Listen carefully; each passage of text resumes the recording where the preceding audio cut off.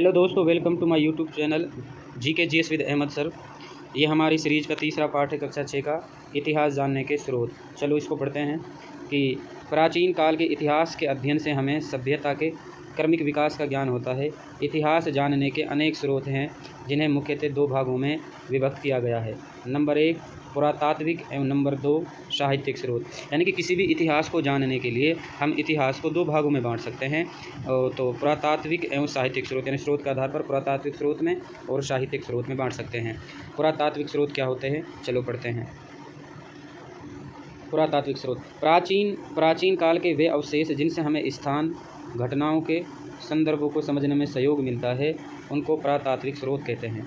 यानी कि पुरातात्विक स्रोत क्या होते हैं, जिनसे हमें स्थान और घटनाओं के संदर्भों को समझने में सहयोग मिलता है, उनको पुरातात्विक स्रोत कहते हैं। ऐसे स्रोतों में अभिलेख, मुद्रा, स्मारक, कलाकृतियाँ, उत्खनन से प्राप्त सामग्री शामिल है। यानी पुरातात्विक स्रोत के अंदर क्या क्या चीज़ आती है, आपका अभिलेख आता है, आपकी मुद्रा आती है, स्मारक आता है, कलाकृतियाँ आती है और उत्खनन से प्राप्त सामग्री आती है। इनसे तत्कालीन जनजीवन को समझा जा सकता है। पुरातात्विक स्रोत संक्षेप में इस प्रकार हैं। सबसे पहले पढ़ेंगे हम अभिलेख। किसको पढ़ेंगे, अभिलेख को। ये हमें शिलालेख का मतलब होता है यानी कि किसी पत्थर की चट्टान पर किसी चीज़ को उत्कीर्ण कर लिख देना, यानी उकेर कर लिख देना, वो शिलालेख के अंतर्गत है। यानी कि पत्थर की पट्टिकाओं।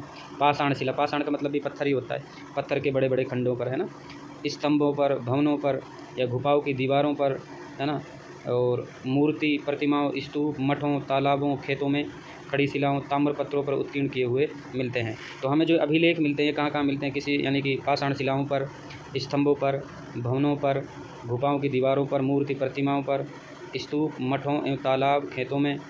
अभिलेखों की उपयोगिता तो ये विविध भाषाओं में गद्य एवं पद दोनों ही शैलियों में मिलते हैं। तो सबसे इंपॉर्टेंट क्वेश्चन एक यहीं से बन गया कि अभिलेख हमें किस में मिलते हैं, तो गद्य एवं पद दोनों में मिलते हैं। यानी कि गद्य शैली में भी और पद शैली में भी, दोनों शैलियों में हमें ये मिलते हैं। इन अभिलेखों में शासक, उनके आश्रित लोगों, रानियों, राजकुमारों, सामंतों आदि के नाम, घटना की तिथियां, शासन कार्य और आज्ञाओं का उल्लेख मिलता है। तो अभिलेख के अंदर हमें क्या क्या मिलता है भाई, आश्रित लोगों, रानियां, राजकुमारों, सामंतों, है ना, के नाम, घटनाओं की तिथियां, शासन कार्य और आज्ञाओं का उल्लेख मिलता है। साथ ही इनसे तत्कालीन सामाजिक, राजनीतिक, धार्मिक और सांस्कृतिक जीवन आदि की जानकारी मिलती है। तो अभिलेखों से हमें क्या मिलता है, क्वेश्चन पूछेगा भाई हमें सामाजिक जानकारी मिलती है या फिर राजनीतिक मिलती है या फिर धार्मिक मिलती है या फिर सांस्कृतिक मिलती है या उपयुक्त सभी। तो इसको चारों चीज़ों से हमें जानकारी मिलती है, सामाजिक की जानकारी, राजनीतिक की, धर्म की, संस्कृति की। ठीक है। प्रशंसा में लिखे गए अभिलेख को प्रशस्ति कहते हैं। यानी कि यदि कोई अभिलेख किसी की प्रशंसा में लिखा जाए, तो उसे क्या कहा जाता है, प्रशस्ति कहा जाता है। पे से प्रशंसा, आप याद रख लेना, पे से प्रशस्ति। प्रमुख अभिलेख, इसको पढ़ते हैं आगे। प्रमुख अभिलेख तो नगरीय अभिलेख, जैसे प्रमुख अभिलेखों में आता है पहला नगरीय अभिलेख, कंसबा अभिलेख, घटियाला अभिलेख, किराड़ू अभिलेख, नांदसा और बरनाला यूप लेख, सामोली शिलालेख आदि से राजस्थान की धार्मिक व्यवस्था, यज्ञों के प्रकार, भूमि, द्रव्यदान, राजनीतिक सीमा आदि की जानकारी प्राप्त होती है। उदाहरण स्वरूप घटियाला अभिलेख प्रतिहारों और बिजोलिया शिलालेख या अभिलेख चौहानों का इतिहास जानने के महत्वपूर्ण साधन हैं। यानी कि घटियाला अभिलेख में किसके बारे में है, घटियाला अभिलेख प्रतिहार, गुर्जर प्रतिहारों के बारे में, और बिजोलिया अभिलेख किसके बारे में है, तो चौहानों के बारे में। ठीक है।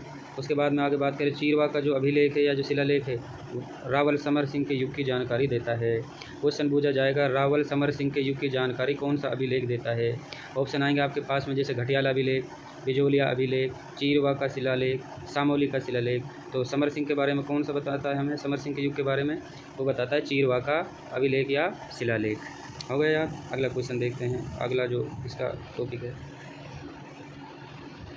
जो टॉपिक है वो है स्मारक। क्या है, स्मारक। ठीक है। स्मारक राजस्थान के विभिन्न स्मारकों में दुर्ग प्रमुख है। यानी क्या है, दुर्ग जो है ये प्रमुख है। इनमें चित्तौड़गढ़, जालोर, गागरोन, रणथंभौर, आमेर, मेहरानगढ़, तारागढ़, कुंभलगढ़ आदि दुर्ग महत्वपूर्ण हैं।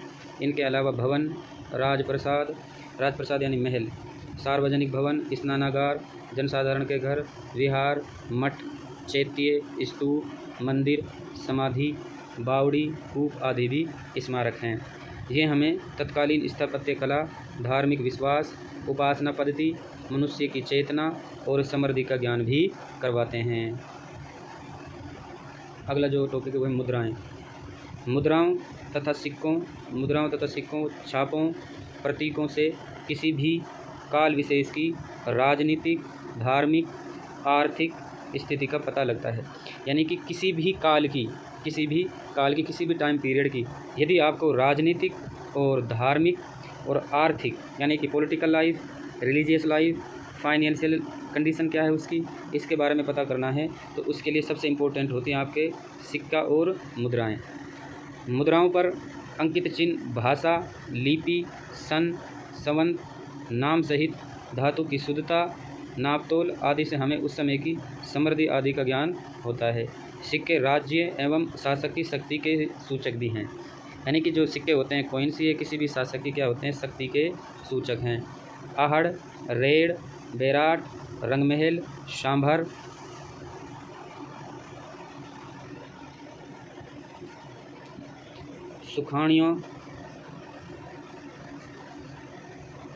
सुखाड़ियों के उत्खनन से प्राप्त सिक्कों और मुद्राओं से क्षत्रपों, मालव, चौहान, गुहिल आदि वंशों के काल के राज्य, शासन, अधिकृत सीमा आदि के बारे में जानकारी उपलब्ध होती है। आगे पढ़ते हैं। बर्तन और कलाकृतियाँ।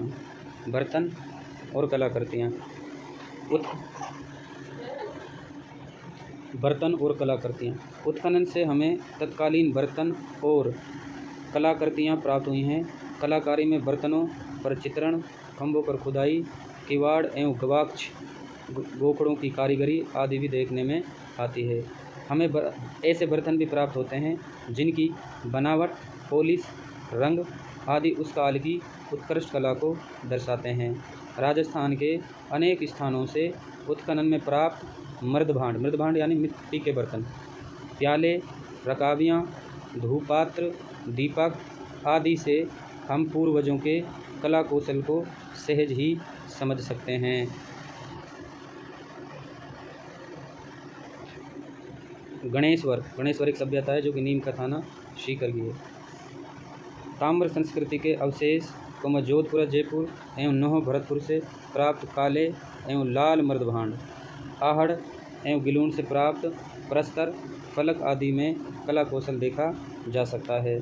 आगे पढ़ेंगे ताम्रपत्र। तांबे के छोटे बड़े पत्रों पर खोदे गए लेखों को ताम्रपत्र कहते हैं। यानी कि तांबे का कोई छोटा अपन ने कोई पत्र ले लिया, कोई टुकड़ा ले लिया, उस पर हमने लिख दिया तो वो क्या कहलाता है, ताम्रपत्र। दान पुण्य से संबंधित होने से इन्हें दान पत्र भी कहा जाता है। तो ताम्रपत्र को हम क्या कहते थे, ताम्रपत्र को हम क्या कह देते हैं, ताम्रपत्र को ही क्या कहा जाता है, दान पत्र। क्या कहा जाता है, दान पत्र, क्योंकि ये दान से क्या होता है, संबंधित होता है। इनसे हमें शासक, काल, भाषा, पर्व, धर्म, भूमि और भूमि के प्रकार, नापतोल, दान के प्रकार आदि का पता चलता है। अब हम पढ़ेंगे साहित्यिक स्रोत। क्या पढ़ेंगे, जो सेकंड पार्ट इसका, साहित्यिक स्रोत। इतिहास जानने में साहित्य की भूमिका बहुत महत्वपूर्ण है। इतिहास जानने में साहित्य की भूमिका बहुत महत्वपूर्ण है। संस्कृत, हिंदी, राजस्थानी, उर्दू, फारसी में लिखा साहित्य प्रचुरता के साथ मिलता है। यानी कि जो हमें साहित्य प्राप्त होता है वो कौन कौन सी भाषाओं में मिलता है, संस्कृत में, हिंदी, राजस्थानी, उर्दू और फारसी में। राजस्थान के प्राचीन इतिहास को जानने में वेद, पुराण, रामायण, महाभारत, बौद्ध, जैन ग्रंथों से सहायता मिलती है। 12वीं शताब्दी के उत्तरार्ध में जैनक कृत पृथ्वीराज विजय, यानी कि जैनक ने एक कृत लिखी थी जिसका नाम था पृथ्वीराज विजय, महाकाव्य से चौहानों की उपलब्धियों का वर्णन मिलता है। नयन चंद्र सूरी की कृति थी हम्मीर महाकाव्य। कई बार आता है क्वेश्चन, हम्मीर महाकाव्य किसने लिखा था, तो बताइए किसने लिखा था, नयन चंद्र सूरी ने। से चौहानों के इतिहास के साथ साथ समय की सामाजिक, धार्मिक स्थिति की जानकारी मिलती है। राजस्थानी साहित्य में पृथ्वीराज रासो, अचलदास खींचीरी वचनिका, पद्मनाभ कृत, कान्हड़दे प्रबंध, बीकानेर के दलपत सिंह की कृत दलपत विलास। दलपत विलास किसने लिखे? दलपत सिंह ने। पृथ्वीराज रासो किसने लिखे? चंद्रबरदाई ने। ठीक है। पद्मनाभ किसने लिखी है? कान्हड़दे प्रबंध ने।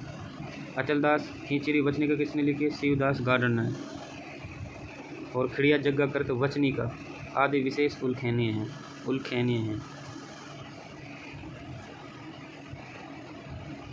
आगे पढ़ते हैं। ख्यात विषयक साहित्य में प्रसिद्ध राजपूत राजवंशों की स्थापना, राजाओं का वंशक्रम, राज्य क्षेत्र आदि का वर्णन होता है।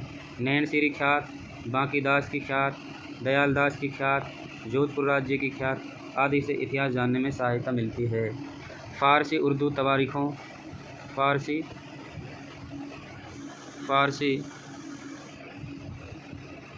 उर्दू तवारीखों इतिहास ग्रंथों से हमें विशेषतः मध्यकालीन राजस्थान का इतिहास समझने में मदद मिलती है।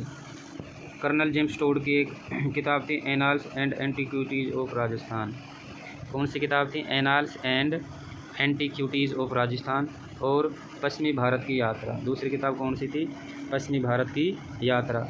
बूंदी के महाकवि सूर्यमल मिश्रण का वंश भास्कर। बताइए वंश भास्कर किसकी किताब है? वंश भास्कर है आपकी सूर्यमल मिश्रण की। किसकी है? सूर्यमल मिश्रण की। कवि राजा श्यामल दास, वीर विनोद किसकी है? तो श्यामल दास की है। ये बहुत आते हैं एग्जामों में क्वेश्चन किताबों को लेकर के। वीर विनोद, श्यामल दास, वंश भास्कर, सूर्यमल मिश्रण। Annals and antiquities of Rajasthan और पश्चिमी भारत की यात्रा, कर्नल जेम्स टोड। विश्वेश्वरनाथ रेव की कृत मारवाड़ राज्य का इतिहास। तो बताइए मारवाड़ राज्य का इतिहास जो पुस्तक ये किसने लिखी थी? मारवाड़ राज्य का इतिहास ये लिखी थी विश्वेश्वरनाथ रेव ने। गौरीशंकर हीराचंद ओझा लिखित उदयपुर, जोधपुर, सिरोही, डूंगरपुर, बांसवाड़ा, प्रतापगढ़ इतिहास ग्रंथ उल्लेखनीय हैं। ये आपके इतिहासकार हैं। ये कर्नल जेम्स टोड, जिसे इतिहास का पिता कहा जाता है राजस्थान में। घोड़े वाला बाबा इसी को कहा जाता है। ये है महापोध्याय गौरीशंकर हीराचंद ओझा। ये है कवि राजा श्यामल दास। अब इसके कुछ प्रश्न है वो कर लेते हैं। पहला प्रश्न है कि वंश भास्कर के लेखक हैं। वंश भास्कर के लेखक है, बताओ वंश भास्कर किसने लिखी है? बांकीदास ने लिखी है, श्यामल दास ने लिखी है, दयाल दास ने लिखी है या फिर सूर्यमल मिश्रण ने लिखी है? तो इस क्वेश्चन का जो अपना आंसर होगा वो होगा सूर्यमल मिश्रण यानी कि ऑप्शन से। अगले देख लेते हैं। कवि राजा श्यामल दास की कृत पुस्तक है। तो श्यामल दास ने बताओ कौन सी किताब लिखी थी? ये आपके लिए क्या है? क्वेश्चन है, आप बताओगे कमेंट में। अगला है annals and antiquity of Rajasthan, Veer Vinod, Kanhad Prabandh, Prithviraj विजय। इनमें से कौन सी पुस्तक लिखी थी? कवि राजा श्यामल दास ने। ठीक है, आगे देख लेते हैं। प्रशंसा में लिखे गए अभिलेख को क्या कहते हैं? प्रशस्ति कहते हैं। क्या कहते हैं? प्रशस्ति। संस्कृत में उत्कीर्ण खालिस्तान का शिलालेख रावल समर सिंह के युग तक की जानकारी देता है। तो कौन सा है? समर सिंह के बारे में चीरवा शिलालेख देता है। कौन सा? चीरवा। ठीक है। राजस्थान के 3 प्रमुख दुर्गों के नाम चित्तौड़गढ़ है, मेहरानगढ़ है, जैसलमेर है ना। तो ये आपके जो प्रश्न थे ये क्या हो जाते हैं पूरे। आगे ये जो चैप्टर है ये अपना कंप्लीट होता है। अगला जो चैप्टर है वो हम पढ़ेंगे राजस्थान के प्राचीन सभ्यता स्थल। इसको पढ़ेंगे कल। कब पढ़ेंगे? कल। तो आपका देखने के लिए बहुत बहुत शुक्रिया। यदि आप इस किताब को कंप्लीट पढ़ना है तो आप मेरे चैनल को सब्सक्राइब करें। और इसको पूरा करवाने के बाद मैं कक्षा 7, 8, 9, 10 सारी किताबों को इसी सीक्वेंस से करवाऊंगा। Once again thank you so much for watching.